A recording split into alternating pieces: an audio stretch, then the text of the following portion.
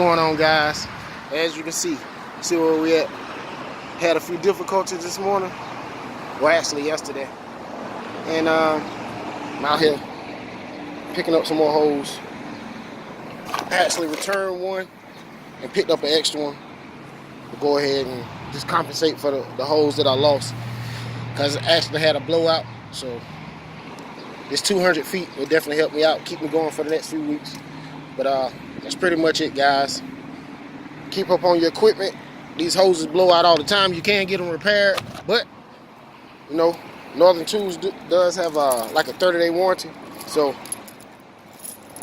if I see any little pinholes, anything, fractures, I take them back.